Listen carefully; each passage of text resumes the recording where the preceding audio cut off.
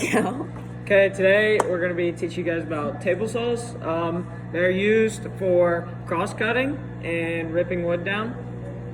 We're also going to be showing you how to use dado blades and how to change those out. Those are for interlocking applications. They're common in the use of drawers, bookshelves, or cabinets, and different types of woodworking and cutting. So yeah, let's get into it.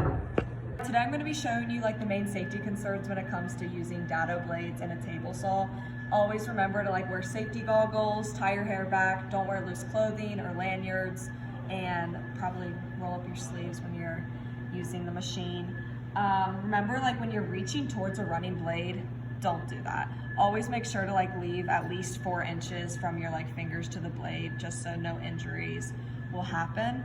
Also, when you are using this machine, instead of standing directly behind the blade, stand slightly to the side. That way, if anything were to go wrong, the wood would kick back this way instead of injuring you potentially. Also remember, when you are setting your blade height, keep it at least 1/8 of an inch higher than, you don't want the blade too high, because the more blade that is showing, that's more room for injury. Lastly, when you're changing your dado blades, remember to be very careful and take your time. Even though as you're changing them, the machine will be off, these are still very sharp edges that could lead to injury. So take your time, be careful, and yeah, those are some of the main safety concerns. To begin the process, you're going to begin by plugging in the machine. So plug ours in down here in the hauler. Just like that, she's ready to go. Okay, I'm going to show you guys how to do ripping, which is cutting with the grain of the wood. So you want to begin by making sure the blade is just barely over your piece of wood that you will be cutting. And then you want to make sure everything's good to go. And you're going to drop it down, and you're ready to start it. Make sure you have your goggles, your hoodie strings tucked in, okay? Your green button to go. Ready to go.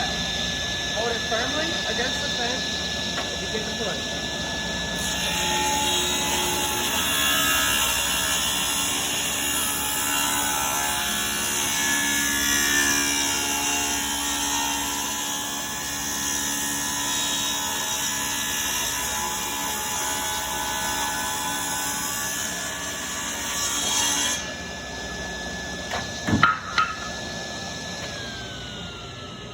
As you can see, I use this, which is known as a push stick. It helps to keep your fingers away from the blade as you're cutting the wood. Always use one of these. Thank you. So I'm going to be teaching you guys how to do cross cutting. So this is how I'm going to do it for now, but I'm just going to show a demonstration. So what you want to do is you want to get your piece of wood, and then you want to get another piece of wood, but you want to leave a gap in between the fence and the blade. That way you have room for the wood to sit there so it doesn't jam up and then kick back wood. So what you want to do is how I do it. Put a piece of wood in, and then you hold your wood tight against this little miter gauge right here. And then you want to just clamp it down. Make sure it's clamped tightly. You can take your piece of wood out now, and you're ready to go. First, you always want to make sure everything's clear. You're going to press the green start button. You want to hold it tight and push it straight through.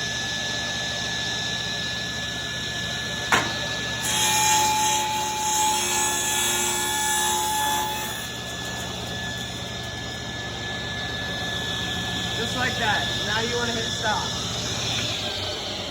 Wait for the blade to stop before you touch anything.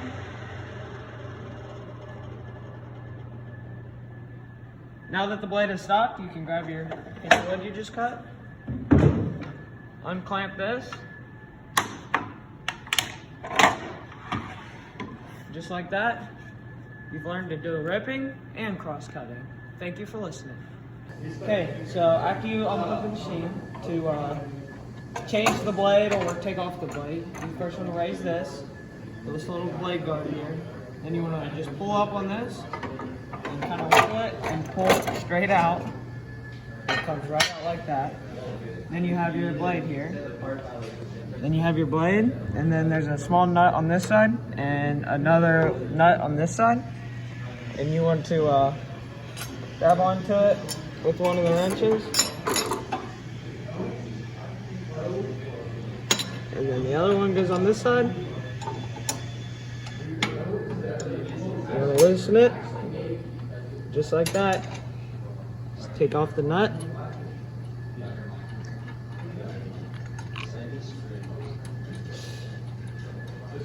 It's a little long, so it takes a minute.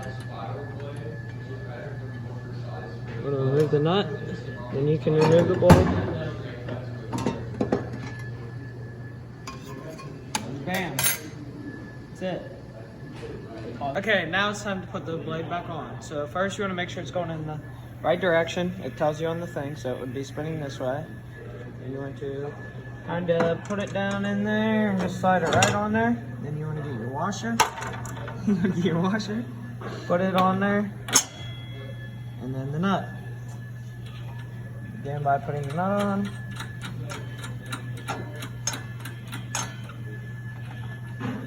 When you tighten it, you get your wrench that looks like this one.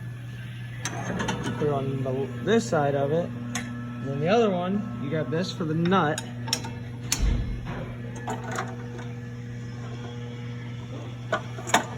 It's kind of a pain because everything's in the way. But